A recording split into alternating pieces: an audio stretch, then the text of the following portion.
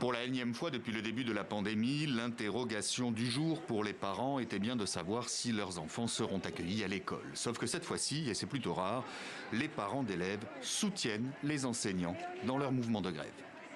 Oui, je la comprends. Oui. Parce que moi-même, je travaille à l'hôpital. Donc je les comprends.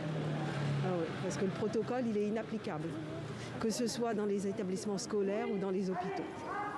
Donc je ne leur en veux pas.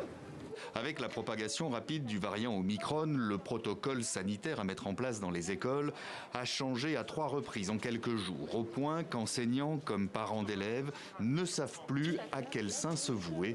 Le couac de trop au sein d'une éducation nationale déjà en crise, là aussi, les parents soutiennent. Je pense que les classes sont surchargées, que les salaires ne sont pas assez importants, que les conditions de travail ne sont pas forcément optimum, donc je comprends la prévision. Le ministère de l'Éducation annonce un peu moins de 40% de grévistes contre 75% pour les syndicats d'enseignants. Au-delà de la guerre des chiffres, ne serait-ce qu'au niveau du primaire, une école sur 2 a été fermée. Les enseignants ne savent plus comment témoigner de leurs exaspérations, comme ici dans les rues de Marseille. Je suis dans un collège où on a été obligé de fermer parce que les parents n'arrivaient plus à suivre et n'arrivaient plus à ramener assez de tests pour leurs enfants. Toutes les pharmacies alentours étaient débordées, les laboratoires pharmaceutiques débordés parce qu'on demandait trop de tests.